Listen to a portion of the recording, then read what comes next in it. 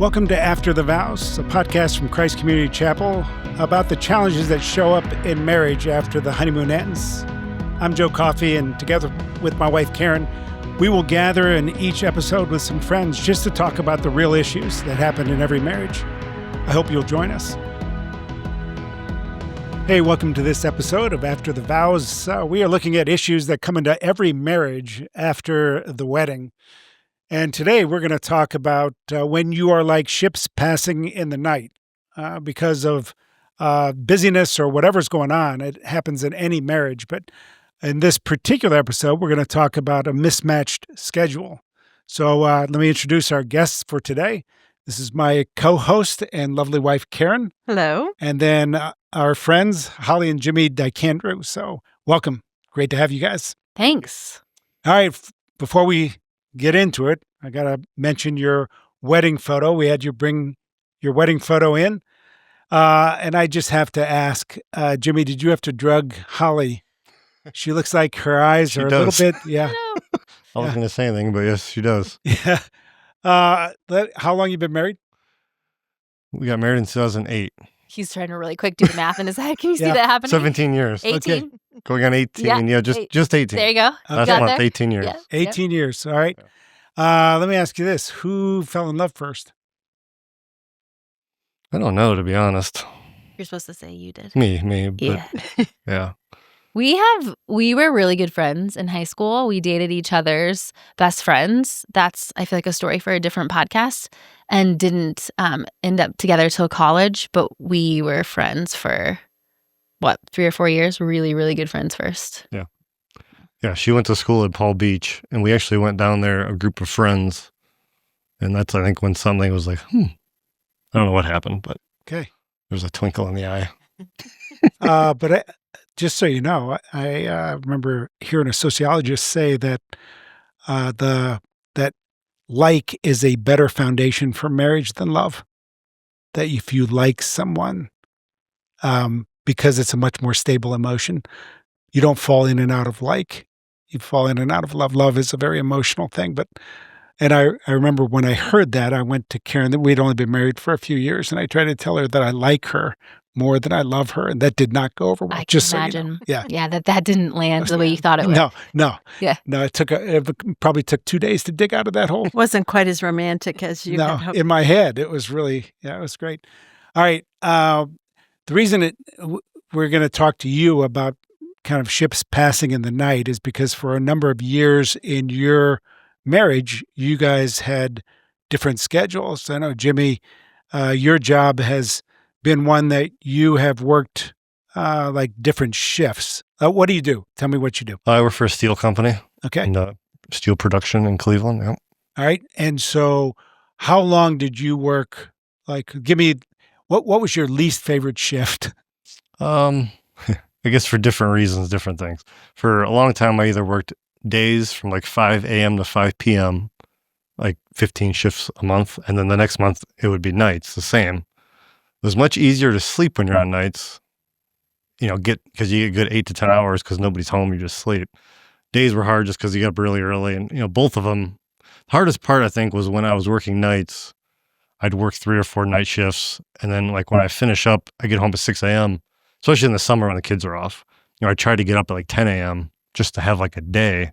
Right. So for those like 2 or 3 days, I'd almost switch back over, like a 24-hour time change. Yeah. So and get up normal with everybody. And then like the night before I went back, I would just try to stay up, then kind of switch back. Yeah, that was the hardest for part. you, just sanity-wise, it seems like it'd be tough Yeah. to be working and then try to get back to a normal kind of schedule. Yeah. So, Holly, when he was doing different shifts, what was the hardest shift for you just as a wife? And then when you started having children, how did that complicate things? Yeah, I mean, he started working shifts almost immediately after we got married. Actually, the first 6 months of our marriage, he worked in a different state, so we weren't even together. And then for 5 years, even before we had kids, he was on swing shifts. And I think it wasn't hard until we had kids. And actually, I would say it wasn't hard until we had kids who had things to do. Because when we had little kids, we could just especially when they're toddlers, we would just do whenever he was home, we were home. We didn't have to be at soccer games or school plays or anything like that. So I think the hardest part would have been when he worked nights for me, because then I did all of the evening stuff and all of the school activities and everything alone by myself. All right, let's back up. When you didn't have kids, how did you reconnect with different schedules? Like he comes home, let's say, when you say swing shift, what's the swing shift? It's either 6 a.m. to 6 p.m. or 6 p.m. to 6 a.m. Okay, when it's 6 p.m. to 6 a.m., he comes home, 6 a.m., he's tired, you're going to eat, then you want to... I'd go straight. How long would you stay up and then go to bed? I usually wouldn't even see her. I'd just go straight to bed. Okay. I say that, but we relieved a little early, so I'd get home at like 6. So I'd just go straight to bed. Okay. So yeah, we wouldn't see each other. She'd be sleeping, I'd get into bed, she'd wake up. Well, I had a job. Yeah, I had to go to work. So. All right, so then so how long would you go without seeing each other? I guess when I was working, and because I wouldn't be home before you left for work when you worked nights, that it was probably, you only ever worked maybe 4 days in a row at the most. Yeah, it'd be 4 days would be normal. If I had to work like overtime or something, it could extend more, for somebody else or something. But so you could go 4 days without seeing each other. Mm-hmm. How did you reconnect then? Well, I think it was easy when I didn't have kids, because in the beginning, sometimes like if he was going to work and he had to leave at 5 a.m. when we first got married, I'd like get up and have breakfast with you. I was like, I'll get up, I'll cook him breakfast. Right. That slowly went away. I got out of bed less and less. First month. Yeah. And I could stay up a lot later, like when he was switching to nights and he'd have to stay up till, 1 or 2 in the morning and then sleep in. That was fun. I would stay up with him. It wasn't until we had kids that I was like, this is for the birds. They're going to be up in 4 hours. I got to go to sleep. Right. Yeah, kids were a big change for sure. Yeah. Okay. Now, Karen, you and I talked some about different times in our lives where my schedule has been tough. When was it the toughest for you? What adjustments did you have to make? How did we reconnect? Yeah, I think this is a really important topic, because whether it's a work schedule or whether it's lifestyle or just having children, I think mismatched schedules is very common. And I think for us, I would say when the kids were in grade school was probably the harder time. And for us, it's unique because you didn't travel as much, but when you did travel, you were out of the country. So we were really on our own. And we said earlier that there were many times you were out of town that something terrible happened. Yeah. Where there was a car wreck, there was all the kids had chickenpox, and one time a tornado went through our backyard. Yeah. And so I'd be on a mission trip for 2 weeks. Right. And then at least for a couple of summers, I know I came home for a week and then went on another mission trip for 2 weeks. And typically on a mission trip, there wasn't much communication. And that was one thing that I think is important that we need to cover today, is the importance of communication and how to communicate things. So we're in a car accident, and I didn't want to tell you because I didn't want you to worry, and you're away and you can't come home anyway. Of course, if it had been serious, I would have. But it's those little details, you have to figure out, okay, how much do I tell him, and what do I tell him, and when do I tell him? Because my tendency, I think, to answer your question, when was it harder? When the kids were little, my tendency was to just dump all this information on you when you got home of what you missed and how hard it was. And that doesn't really help you, because then you're tired, you're not thinking straight because you've been on a mission trip. And then we disconnect even more, I think. So with you guys, like when you have a mismatched schedule and you're trying, when do you catch Jimmy up? How did you guys communicate? I mean, now we have, like when we're doing this, we didn't have cell phones and stuff. So there really wasn't any communication. I think that's a big difference, because we text a lot. So I can text him when he's at work, hey, this just happened, or pictures of what we're doing, and he can stay in the loop to some extent. I think it would be really hard if he came home and I have to be like, okay, here's the 43 things that happened while you were gone. Now I feel like you would know 40 of them. Yeah, I think I knew everything that was going on. Obviously I wasn't involved firsthand, but I mean, text messages. I talked a few times. Well, I knew it was happening. Yeah, I think one of the things that was hard for me, and I guess we're going to stay with it gets much more complicated with kids. I think with when it was just the two of us, you can always find time when you want to reconnect, and it's not as chaotic. But I think when I would come home, I wouldn't know how to re-enter life. Like you had a thing, you would have to learn how to function everything. You were doing the whole We had a shebang, rhythm, and and then I it was would come working. home and go, hey, Daddy's home. And then I wouldn't know what to do. And then sometimes do the wrong thing. Did you guys? Oh, absolutely, yeah. I remember many times her saying, you can't just come home and, throw everything off or something along those lines. Yeah. Yeah. I mean, even now, we were having this conversation about like, it's fine if they stay up. They don't have to go to bed. And I'm like, well, they do because you're not here when I wake them up in the morning. And, as much fun as it would be to stay up and play with you, they do need a good night's rest because what you don't see is the meltdowns that come in the morning if they haven't slept. And So how do you preempt that now? Now, I mean, you've worked through it, so you know. I think you're really receptive to me just telling you. Like, just listen. Good answer. Yeah. Nod. I think I do think you have been receptive of me saying like, hey, that was like a really harsh punishment given that this is what's been happening all day and this is where that emotion stemmed from. And you're like, oh, okay. Right. And like it comes from a place of him wanting to be involved and like, okay, I'm your partner. Like I could discipline this time because you've been here alone. And so I think just listening to me say like, I don't know that is the best way to handle it. Yeah. I think for me, the hardest part was, I was tired. I just, worked these shifts for 3 days, whatever. I don't have the patience. So, she has a lot more patience than me in general. So it was just kind of on steroids that I'd just be like, he did this, he needs this discipline. Where I think for days she was kind of talking it through with, one of our kids, whatever was going on. And I would just kind of jump in rashly. Yeah, and it seems like it'd be hard too. If you come home, well, I think we've talked about it too, that in our situation, like I would come home from work, being tired, sometimes with littles, you'd be like, okay, it's your turn. Right. And yeah, right. I've been with them all day, and now it's time for you to connect with the kids, but you were tired too.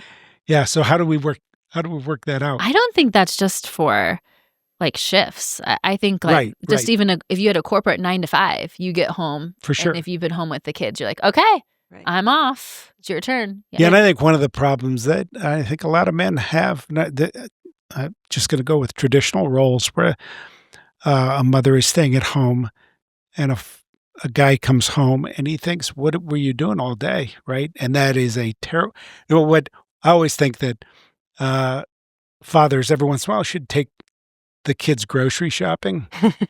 Just an adventure. Yep.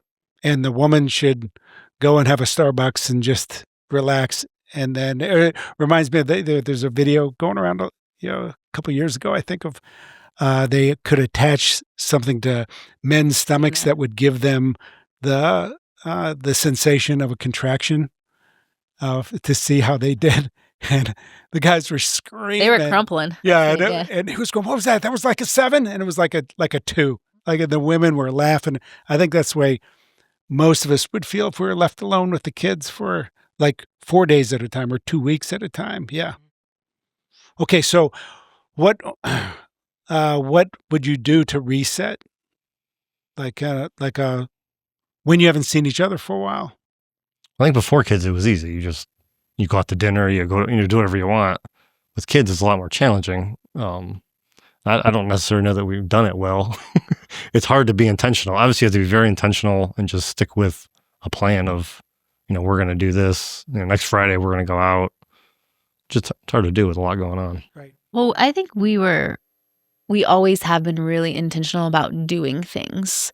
So like when you were off, we rarely were like, okay, we're going to stay home and tackle this to-do list. Like we often were like, okay, we're going to go out and we're going to find a waterfall. Or that's kind of how our love of traveling started. Like in the beginning, it started because we were battling infertility and we needed to like reset from the world and just take a beat for the two of us. And so we would go somewhere new and kind of reconnect and be like, okay, this is a really hard season, but you and I are on the same team. And then we just kind of kept that rhythm. I think when we had kids, and of course, I mean, we love to travel far, but we would also do a lot like, okay, let's go for a hike. And we're just going to take all the kids and we haven't been together and we're just going to be all 5 of us together and just kind of live this day and remember what it feels like to be us as a family. And we're pretty intentional about doing that even now. Yeah, I think reconnecting as a family, at least for me, is much easier than just reconnecting like just me and you. Prioritizing that time. Yeah. Yeah, and that's interesting. I mean, I was going to ask that because this is a marriage podcast, and it's one thing to reconnect as a family. It's another thing to try to reconnect with each other. I mean, I'm a quality time kind of person, so there'd be times where I would just need Karen, and it's hard to go, I gotta get rid of these kids just to spend some time with her. So when that comes up, like we would do it, we would have somebody come over and stay with our kids, and we'd go to breakfast. That was what we started doing because that was the cheapest meal. We didn't have any money, and we would go and have breakfast together.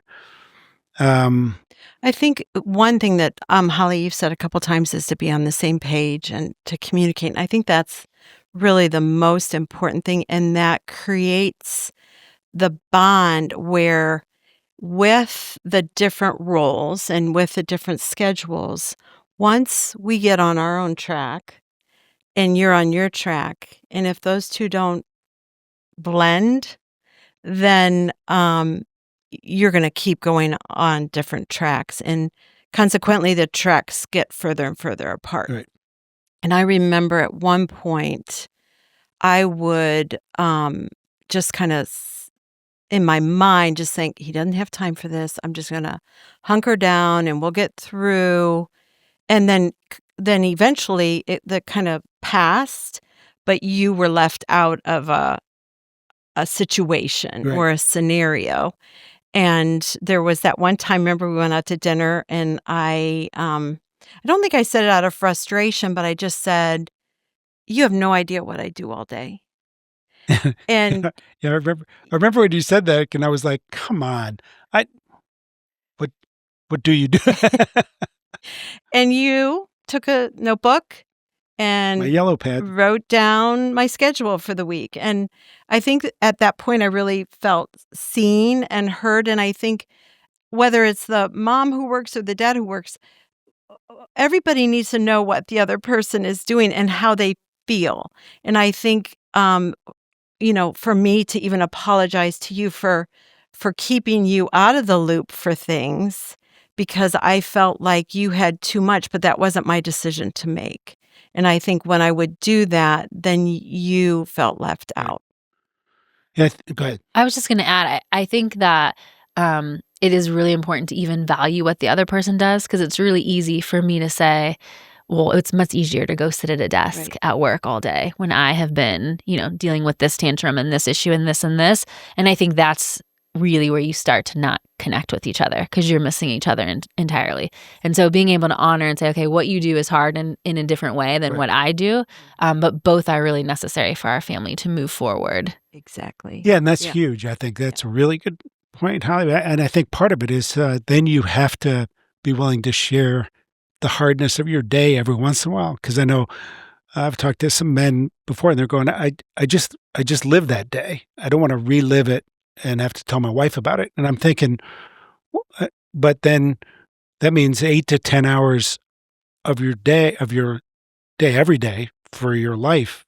1/3 of your life is cut away from your spouse. They won't know anything about it. So you have to share, like selectively share something, I think. What do I force us to do? Highs and lows every day. Oh, that's good. Yeah, and we've done it just the two of us, but now we make our kids do it every day at dinner. Every day. Mm-hmm. Well, I mean, we're pretty consistent. I would say 90% of the time we do highs and lows. I mean, we go on vacation, and not just with us. Like anyone who comes on her vacation family, knows, we went on a trip with just friends. Yeah. Highs and lows. Yeah, I want everyone to do That's it. a really good Yeah. question. Oh, yeah, Yeah. because that's not a yes/no question. It's not a yes/no question. And sometimes, to your point, he'd be like, oh, this was really hard. I'd be like, well, what was really hard? And he's like, well, you're not going to understand. I'm like, well, you got to tell it anyway. If that's your low, like what Right. happened? And then it allows you to enter into those moments. Yeah, we always will tell young couples to do 3 things: to debrief daily, date weekly, depart quarterly if you can. But that's a great way to debrief daily, just to think, okay, it doesn't take very long, and it will connect you with a high and a low, which means that it's also charged with some emotion, which is a different level of communication than just saying, "How was your day? Fine. How was your day? Fine." Or, or talking about the news. So when have you guys been able to, like, when we say date weekly, have you guys been able to do that? How do you do that? I mean, we try. Probably haven't done a good job of Definitely not sticking with it. weekly. Yeah, definitely not weekly. Okay. I mean, we'd like to, but I don't know, probably more monthly. Yeah. Our kids go to bed fairly early, so we do. I mean, we'll watch a show together every night. We won't get away, but Yeah, that's pretty good though. You can create the scenario of feeling like you're together, put your phones down, and maybe have a snack or something. Yeah, I think sometimes that concept for couples feels unattainable. Like, I can't afford a babysitter. We don't have babysitters. So Right. to say, like, you need to go away every week or go on a date every week can feel like, oh, I can't do that. And so I think being intentional in the space you have is maybe a better goal. Well, yeah, and I think That's good. maybe when we tell couples that, we ought to say, try to hit 2 out of 3. Because you guys were really good at departing. Oh, yeah. Bye. Right? Like, Yeah. you're big on, like, we didn't depart for years and years, Yeah. like, because we couldn't afford that. We could afford breakfast, but we Right. couldn't get away. Right. Like, but, now we can hit all 3. But I think 2 out of the 3, if you're only hitting 1 out of the 3, it's going to be, that's They're something like that we threats. could be better at. Is departing could be going to the patio for 30 minutes after the kids go to bed. It could be anything. You don't have Right. to go out to dinner. okay, Karen, what's one piece of advice you would tell your younger self about just being ships passing, and then or the different struggles that we have had with our schedules and trying to connect? And I think it would be just be honest. Just say if you're feeling lonely or if I'm feeling I need help with something, just be honest. okay, Holly, what's one thing that you'd tell your younger self? I think it would be to not compare my family to other families.